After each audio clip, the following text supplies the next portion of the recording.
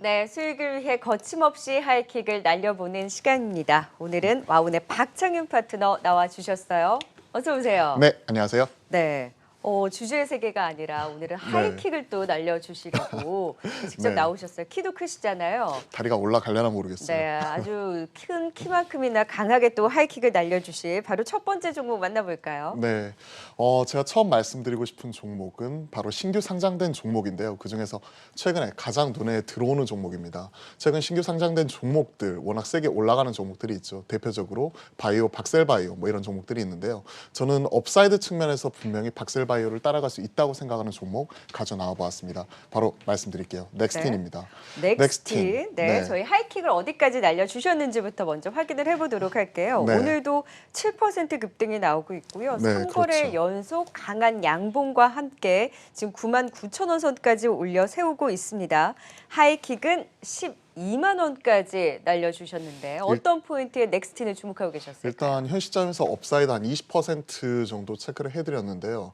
사실은 제 마음속의 목표가는 훨씬 더 높습니다. 하지만 네. 1차적인 목표가는 한 20% 정도 업사이드를 바라보고 있고, 특히나 최근에 가장 특징적인 부분이 신규 상장된 종목 중에서 기술력이 있고 그리고 업사이드가 있는 종목들 같은 경우에는 최근에 상승세가 가파르게 나타나고 있어요. 신규 상장 바이오, 그동안에 제가 박셀바이오, 피플바이오, 이오플로우 그리고 미코바이오메드 뭐 이런 쪽 관련해서 꾸준히 체크를 해드렸었는데, 기술주 중에서도 확실하게 좀 차별화되는 움직임이 나타나는 게 바로 넥스틴이 아닌가 생각을 합니다.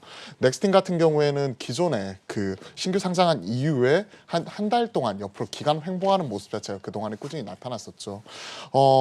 공모가가 75,400원이었습니다. 공모가 전후에서 한 달 동안 계속해서 기간 횡보를 하고 있다가 지난주 목요일부터 목요일, 금요일 그리고 오늘까지 이렇게 세게 3거래일 연속해서 양봉이 세게 나오면서 올라오고 있는데, 이러한 모습이 지난 한 달 동안에 어느 정도 이런 수급적인 부담, 물량 부담 자체를 어느 정도 해소하고 지금은 계속해서 고점을 높여나가는 이런 단계가 아닌가, 그 초기 국면이 아닌가 이렇게 생각을 해서 오늘 가져와 나와 보았고요. 네. 뭐 하는 기업이냐?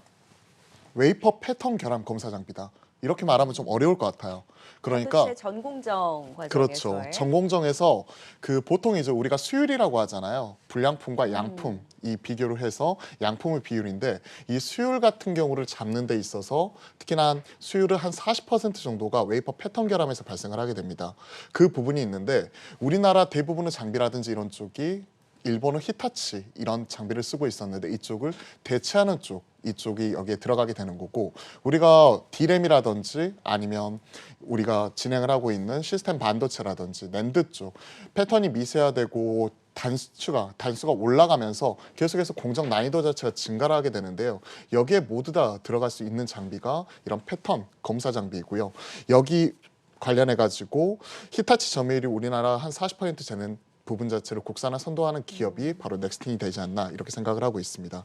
그리고 앞서 말씀드렸던 대로 매물대 소화 과정 이후에 한 달 만에 지금 그 고점을 넘어서서 세게 올라가고 있는 부분이기 때문에 업사이드는 따로 규정을 짓지 않는 게 좋을 것 같고, 네. 현 상황에서 아무래도 추가적인 상승이라든지 수급적인 개선 이런 부분 염두에 두면서 좀 위를 바라보는 게 좋을 것 같다. 이렇게 경쟁사는 말씀드리겠습니다. 어디예요?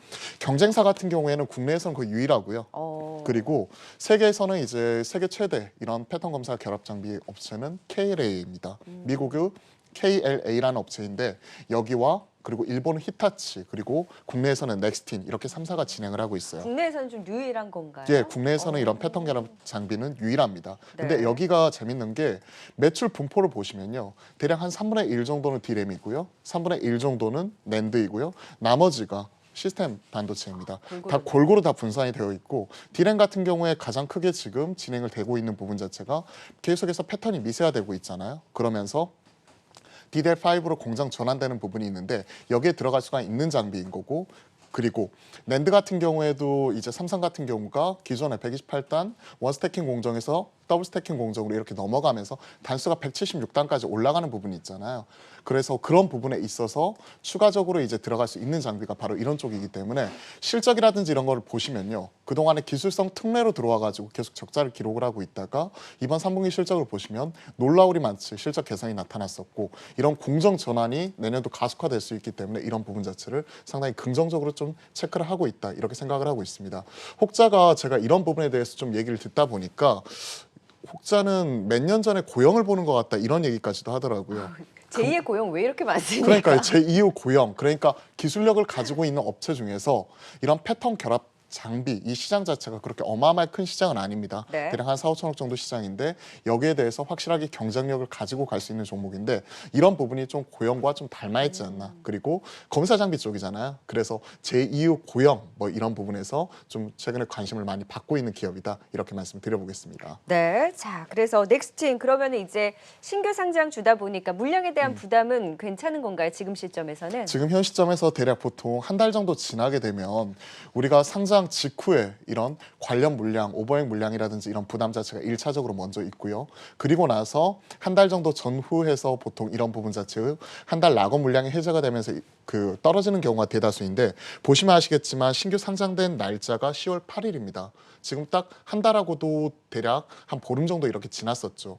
즉 한 달 보름 사이에 옆으로 계속해서 기간 횡보하면서 그 기간 동안에 특히나 이제 가격적인 부분에서 공모가에서 그렇게 크게 올라온 부분이 아니거든요. 옆으로 계속 기간 횡보하는 과정 속에서 계속해서 매물대를 어느 정도 소화했다고 보고 있고 지난주 목요일부터 반응이 나왔어요. 기존의 고점이 대략 한 8만 4천 원 정도였는데 그 부분을 지난주 목요일 날 처음으로 뚫었고 금요일 날은 갭 상승 이후에 추가적인 상승 그리고 오늘까지도 상승하는 부분이 이어지고 있어서 네.